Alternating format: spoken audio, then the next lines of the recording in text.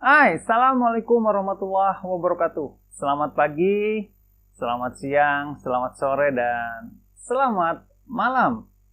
Para insan mereka belajar, bertemu kembali dengan saya, Kang Irfan, dalam Ngawangkong. Seperti biasa kita membahas hal-hal ringan tentang transportasi, terutama di Indonesia. Saya berharap para insan mereka belajar tetap sehat, tetap semangat, dan insya Allah tetap dalam keadaan diberkahi oleh Tuhan Yang Maha Esa. Para insan mereka belajar, mungkin sebagian pernah mendengar dengan Hari Jalan. Kebetulan beberapa waktu yang lalu, tanggal 20 Desember 2021, Direktorat Jenderal Bina Marga, Kementerian Pekerjaan Umum dan Perumahan Rakyat menetapkan hari tersebut merupakan Hari Jalan. Sebelumnya kita mengetahui ada Hari Air Dunia, ada Hari Habitat. Nah, kali ini ada yang menetapkan Hari Jalan. Tentu menjadi pertanyaan bagi para insan mereka belajar, kenapa ada Hari Jalan, apa dasarnya hari tersebut ditetapkan sebagai Hari Jalan. Banyak tujuan dari para petinggi kita di dalam menentukan Hari Jalan ini. Penetapan Hari Jalan tersebut diambil dari momentum hadirnya konektivitas jalan tol Trans Jawa yang memang tersambung pada tanggal 20 Desember tahun 2018 yang menandakan tersambungnya dari Merak hingga ke Jawa Timur. Penetapan hari tersebut sekaligus refleksi tentang pembangunan jalan nasional, jalan provinsi, juga jalan kabupaten yang sudah dikerjakan agar selanjutnya terus berkembang menuju pelayanan dan kinerja jalan yang lebih baik. Tentunya untuk siapa? Tentunya untuk masyarakat kita semua. Hal ini menjadi momentum untuk bersama-sama dalam meningkatkan semangat membangun, semangat menjaga, hingga semangat memelihara infrastruktur jalan yang sudah ada. Harapannya, pelayanan lalu lintas, kinerja jalan, hingga aktivitas masyarakat menjadi lebih baik. Kira-kira itu tujuan daripada Hari Jalan. Nah, pembangunan infrastruktur jalan, khususnya jalan tol, memiliki peran penting sebagai backbone dalam pengembangan konektivitas antar wilayah di Indonesia. Kehadiran konektivitas jalan di Indonesia memiliki peran penting yang terhubung antara wilayah untuk kesejahteraan masyarakat. Konektivitas tersebut tentunya memiliki peran yang beragam. Salah satunya yang saat ini dapat dilihat adalah memperlancar distribusi bahan pokok, mengurangi biaya logistik, meningkatkan hubungan sosial budaya, menambah potensi ekonomi, dan banyak manfaat-manfaat lain.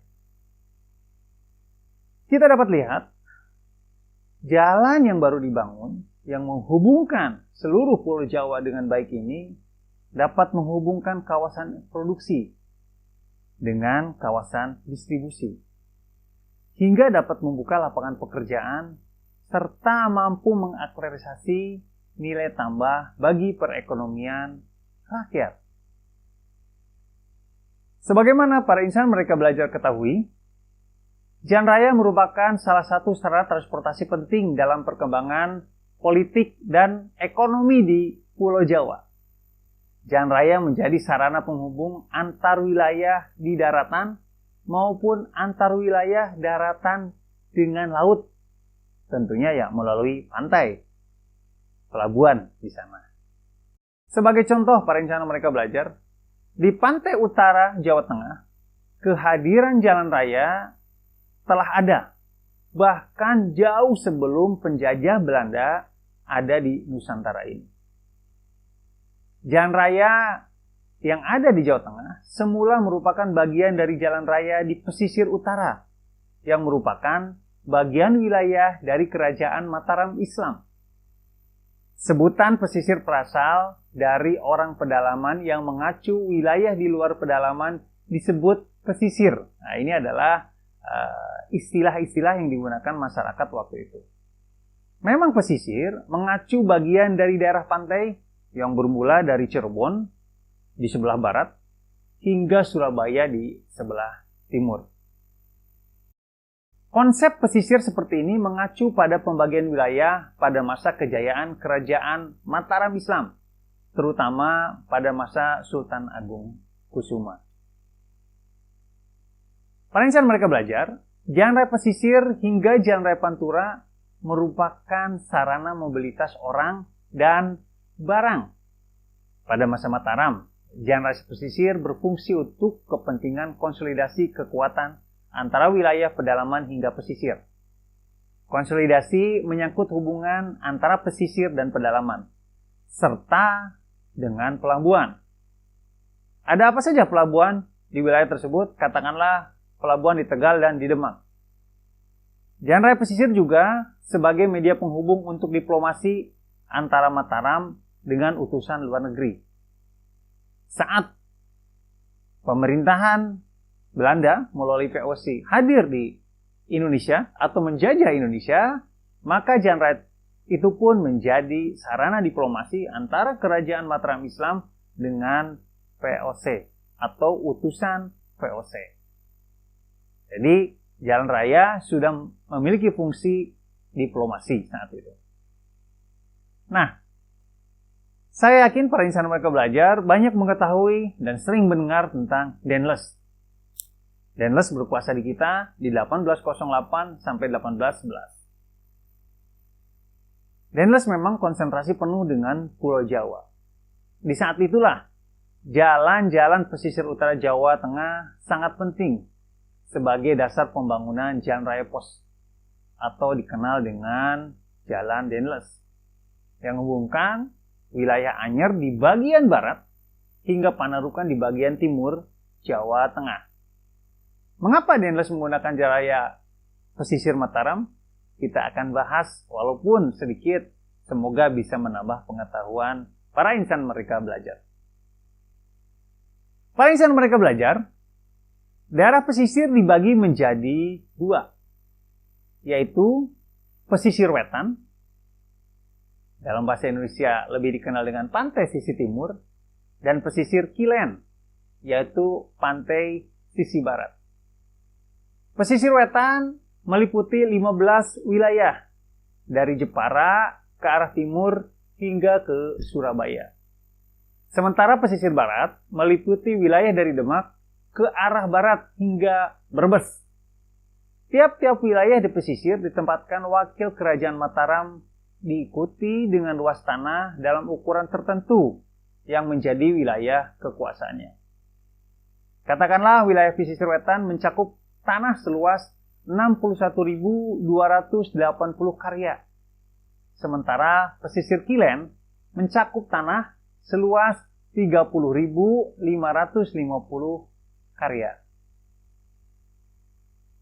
Pada insan mereka belajar, pembuatan jalan di wilayah Jawa Tengah bagian utara sudah terjadi sejak masa silam. Salah satunya adalah saat Kerajaan Mataram di bawah Sultan Agung, seperti yang tadi saya sampaikan. Hal ini terlihat dari beberapa narasi yang diungkap dalam beberapa tulisan yang sempat saya baca, bahwa telah dilakukan perjalanan pada tahun 1622 dari Tegal ke ibu kota Mataram melalui beberapa tempat di pantai utara Jawa Tengah. Diceritakan Tuhan waktu itu berangkat dari Batavia menuju Tegal menggunakan jalur laut.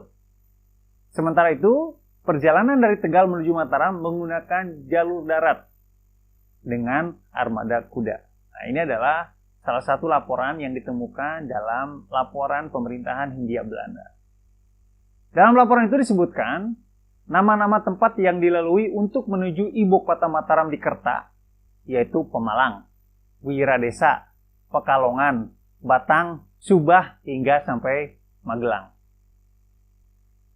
Nah, kondisi ini menunjukkan bahwa dari Tegal menuju ke ibu kota Kerajaan Mataram Islam telah tersedia jalan minimal bisa dilalui oleh kereta kuda. Nah, sesungguhnya para insan mereka belajar, ada sejumlah jalan penting yang menghubungkan antara ibu kota Mataram dengan wilayah pantai utara Jawa. Pertama, jalan yang menghubungkan ibu kota kerajaan itu ke arah utara, Semarang, katakanlah di sana ada. Jalan ini merupakan jalan yang paling mudah dan paling pendek melalui pintu gerbang tadi.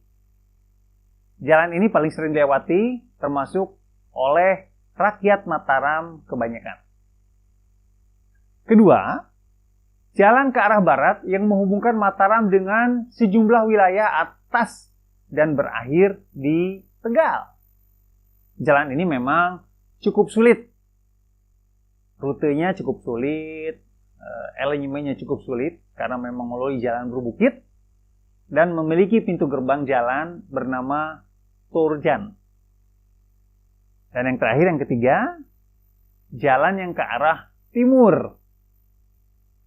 Jalan ini berakhir di Blambangan dan memiliki simpang ke arah Gresik dan Jortan.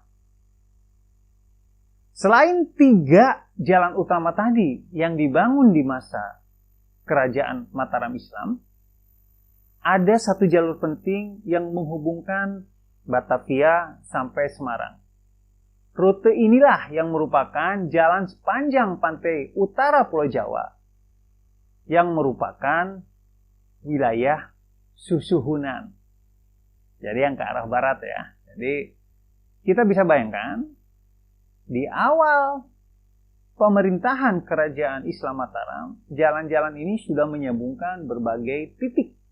Mulai dari arah barat hingga ke arah timur.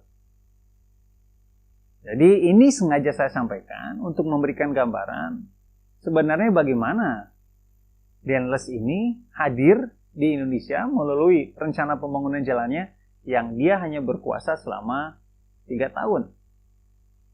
Tentu saja kepentingan militer dan eksploitasi ekonomi pemerintahan Denles terhadap Jawa memerlukan jalur darat yang utuh yang menghubungkan antara wilayah pulau ini. Guna kepentingan ini, Denles memanfaatkan jalur-jalur darat yang sebelumnya sudah ada dan dibangun oleh penguasa Bumiputra. Jadi ini poin yang ingin saya sampaikan. Jangan pernah membayangkan Denles ini datang dari Belanda ke Indonesia, berkuasa hanya 3 tahun, saat itu Belanda ada di bawah penguasaan Prancis, kemudian membangun jalan dari Anyer sampai Panarukan dalam waktu 3 tahun tersebut. Bukan begitu cerita. Denles ini mengoptimalkan jalur-jalur jalan yang memang sudah ada, yang sudah biasa digunakan oleh warga Nusantara saat itu yang dibangun oleh para penguasa Bumiputra.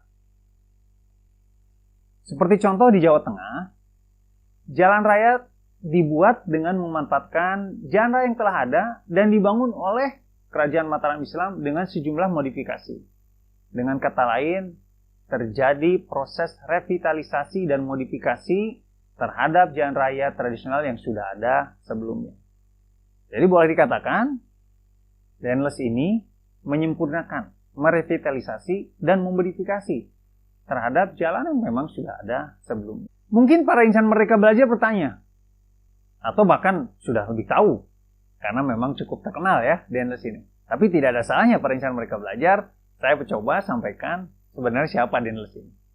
Denles ini diangkat menjadi gubernur jenderal kolonial dan menguasai Asia pada tahun 1807 oleh Louis Bonaparte, yang saat itu menguasai Belanda dan menjadi Raja Belanda.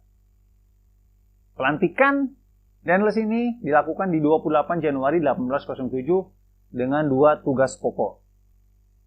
Jadi bukan pelajaran sejarah Denles ya, tapi saya ingin memperlihatkan bahwa tugasnya apa yang berhubungan dengan infrastruktur jalan ini. Yang pertama, tugas Denles ini adalah mempertahankan Pulau Jawa dan membenahi sistem administrasi. Saat itulah Belanda tengah memperkuat pertahanan di Jawa sebagai basis militer Perancis untuk melawan pasukan Inggris di kawasan Samudra Hindia. Denles memerintah tahun 1808 dan menjabat selama 3 tahun hingga 1811. Untuk kelancaran menjalankan tugasnya di Pulau Jawa, Denles membangun jalan raya pos dari Anyer di ujung barat hingga Panarukan di ujung timur. Kurang lebih panjangnya genap 1000 km. Salah satu peranan Daedalus di dalam memecah kekuatan Indonesia membuat 23 Karasidenan dengan kedudukan bupati sebagai penguasa tradisional diubah menjadi pegawai di bawah pemerintahan kolonial. Para insan Merdeka Belajar, sebagian ada yang berasumsi bahwa Daedalus ini membangun jalan di sepanjang pesisir utara Pulau Jawa. Tidak demikian halnya para insan Merdeka Belajar. Jadi apa yang dibangun oleh Daedalus tidak seperti yang dikonsepsikan sebagian banyak orang saat ini. Jadi tidak sepanjangnya berada di Pantura Pulau Jawa. Justru sebagian jalan raya melalui jalur tengah Jawa Barat, yakni jalur Bogor, Bandung, Sumedang, Karangsembung menuju wilayah pantai utara yaitu di Cirebon.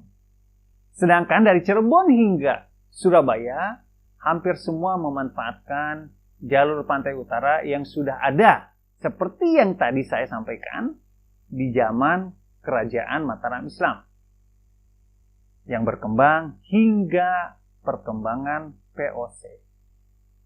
Ya, jadi dari Jakarta atau Batavia saat itu sampai Cirebon tidak melalui Pantura, tapi melalui jalur tengah.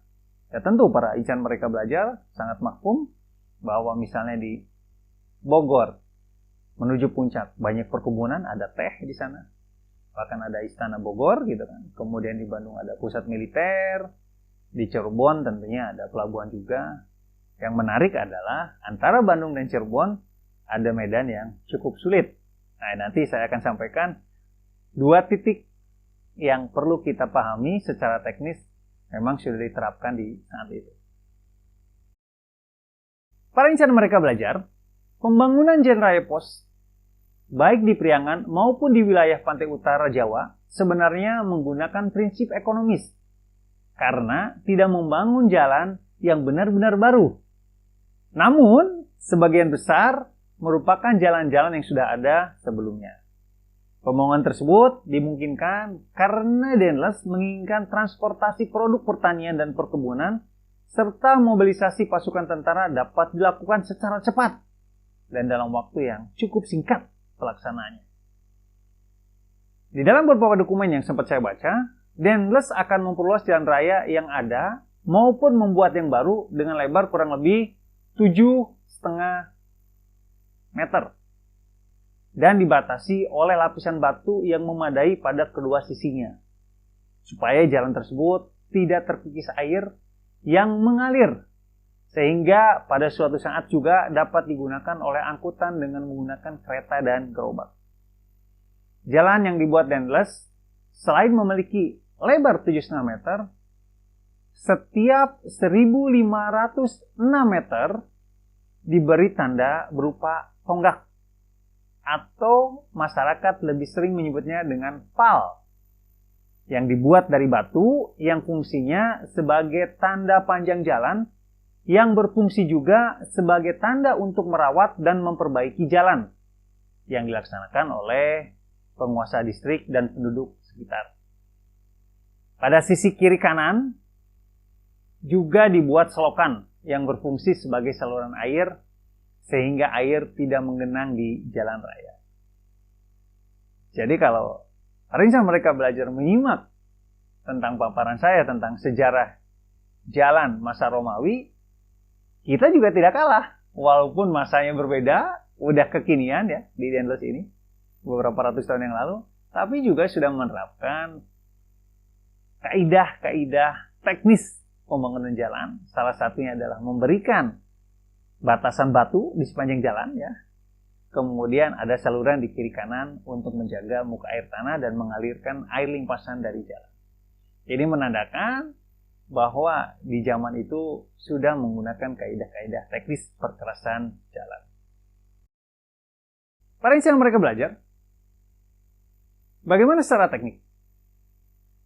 Panjang jalan sebagaimana teman-teman ketahui, itu panjangnya sekitar 1.000 km. Tentu saja, sepanjang 1.000 km ini semua tidak mulus pekerjaannya. ada beberapa hambatan yang diketemukan di dalam melakukan pembangunan itu. Salah satunya ada di jalur Bandung-Cirebon. Teman-teman mengetahui barangkali ada kota Sumedang, kita kenal dengan tahu Sumedang, yang sudah terkenal ke seantero negeri, bahkan keluar negeri, tahu Sumedang ini. Jangan dilupakan, di sana ada sebuah gunung yang materialnya sangat keras. Kita bisa mengatakan bahwa itu adalah batuan cadas yang sangat keras. Jadi kalau di Jawa Barat dikenal dengan cadas. Cadas ini yang berada di wilayah Sumedang kemudian terkenal dengan cadas Pangeran. Karena saat itu, di saat melakukan pembangunan jalan di wilayah pegunungan, didapatkan sebuah kejadian historik yang dilakukan oleh Pangeran Kornel, penguasa Sumedang saat itu, dengan Dendles, sehingga disebut dengan cadas Pangeran. Dendles, untuk melakukan percepatan pembangunan wilayah tersebut, membangun jembatan gantung dengan melibatkan ribuan pekerja yang mayoritas merupakan warga Sumedang. Di saat warga Sumedang tidak memenuhi, Dendles pun mendatangkan tenaga dari Garut, dari Tasikmalaya, Subang hingga Indramayu. Sayangnya, terjadi penyimpangan luar biasa saat itu. Para pekerja dipaksa bekerja, yang kemudian dikenal dengan istilah Rodi, di bawah pengawasan prajurit kompeni saat itu. Ribuan pekerja diketahui tewas karena kelaparan dan penyakit malaria yang saat itu mewabah secara bersamaan. Kondisi inilah yang menimbulkan perlawanan keras dari Pangeran Kornel, penguasa Sumedang. Dan saat ini kalau para insan mereka belajar melintas di Cadas Pangeran, kalau dari Bandung di sebelah kiri ada monumen Pangeran Kornel. Nah, ini adalah sisi historisnya. Tentu saja para insan mereka belajar peristiwa heroik pembangunan jalan dari Anyer sampai Manarukan tidak hanya terjadi di Sumedang. Pastinya terjadi di beberapa wilayah. Terus apa lagi yang menjadi sisi teknis di dalam pembangunan jalan raya pos ini? Salah satunya adalah jalur perbaikan jalan yang dianggap sulit ada di wilayah Semarang hingga ke Kudus, di mana jalan yang ada selalu tergenang air sepanjang 30 morgen. Sehingga dibutuhkan sarana dan prasarana yang memungkinkan untuk menghindari bencana tersebut. Para insan mereka belajar pasti mengetahui sampai sekarang. Semarang ke arah Demak, ke arah Kudus, sering terjadi rob. Hingga di dalam perencanaan jalan tol Semarang-Demak pun saat ini sudah mempertimbangkan hal tersebut. Jadi ini nggak ujuk-ujuk ya, dari zaman Dendles pun sudah ada. Akibat genangan air tersebut, jalan tidak dapat digunakan baik oleh para pejalan kaki maupun kereta kuda. Di dalam mengantisipasinya, Dendles memerintahkan pengeringan, peninggian, dan pelebaran jalan supaya bisa digunakan secara maksimal. Usaha pertama yang dilakukan adalah membuat kanal atau saluran air di sepanjang jalan tersebut yang dilakukan oleh pasukan Jenny yang dipimpin oleh Brigadir Jenderal von Winkelmann yang memadukan antara Sungai Juwana, Tanggul Angin, Demak, dan Semarang untuk dialirkan menuju laut. Jadi, beberapa ratusan tahun lalu pun sudah dilakukan modifikasi pendekatan teknis agar jalan pos dari Semarang menuju Kudus tersebut tidak tergenang oleh air dengan memanfaatkan drainase dengan gravitasi menggunakan aliran sungai dan menuju ke laut. Pembangunan jalan pos atau jalan Dendles ini membawa dampak yang luar biasa di dalam menyambungkan seluruh Pulau Jawa. Walaupun pada akhirnya Dendles hanya berkuasa selama 3 tahun dan kekuasaan Prancis di wilayah Eropa terutama Belanda pun tidak lama setelah itu berakhir, namun meninggalkan dampak yang cukup luas untuk perkembangan ekonomi sosial politik di Indonesia terutama di Pulau Jawa. Ada beberapa indikator yang dihasilkan. Salah satunya adalah setelah Jalan Raya Poso itu terbangun, perjalanan antara Batavia sampai Surabaya yang pada musim kemarau biasanya memakan waktu lebih dari 1 bulan, namun setelah Jalan Poso itu terbangun, perjalanan dapat diselesaikan dalam waktu 10 hari. Artinya berkali-kali lebih singkat, minimal 3 kali lebih singkat daripada waktu sebelumnya. Jadi tidak heran para insan mereka belajar kalau saat ini masyarakat Indonesia, terutama yang ada di Pulau Jawa, merasakan dampak yang signifikan dari terbangunnya jalan tol Trans Java. Yang mungkin sebelum ada jalan tol itu, perjalanan darat dari Anyer, dari Merak menuju Panarukan, atau kita lebih pendekkan lagi dari Jakarta misalnya menuju Surabaya, memerlukan waktu lebih dari 24 jam. Setelah terbangun jalan tol, hanya memerlukan berapa jam saja sudah tiba. Sehingga saat ini tidak sedikit, tidak hanya logistik, para pelaku perjalanan yang menggunakan kendaraan pribadi pun lebih banyak menggunakan jalan darat, yang sebelumnya barangkali menggunakan kereta atau menggunakan pesawat terbang. Sekarang jarak tempuhnya terukur. Namun sayang ya, para insan mereka belajar, perkembangan teknologi pembangunan jalan yang sudah diterapkan di Indonesia belum begitu banyak diimbangi oleh budaya penggunaan jalan tersendiri. Salah satunya adalah pemanfaatan jalan dengan kecepatan di atas batas maksimal, kemudian penggunaan jalan melebihi batas berat kendaraan, bahkan melebihi batas dimensi kendaraan yang kita sebut dengan odol. Semoga saja perkembangan teknologi jalan ini yang sudah didorong oleh pemerintah melalui badan usaha atau dilakukan oleh pemerintah sendiri dapat didukung oleh peningkatan kebudayaan masyarakat secara disiplin menggunakan jalan. Sehingga perkembangan jalan tidak berhenti saja di saat Kerajaan Mataram Islam, tidak saja berhenti di saat kekuasaan VOC dan Denles, tidak berhenti saja di saat pemerintahan Republik Indonesia ini hadir, tidak berhenti di saat pembangunan Trans Jawa, tapi terus berkembang dari waktu ke waktu. Selain panjang jalan terus berkembang secara kualitas, secara fasilitas, secara kenyamanan, secara keselamatan terus berkembang. Itulah makna dari Hari Jalan. Terima kasih para insan mereka belajar, tetap semangat, insya Allah tetap berkah. Assalamualaikum warahmatullahi wabarakatuh.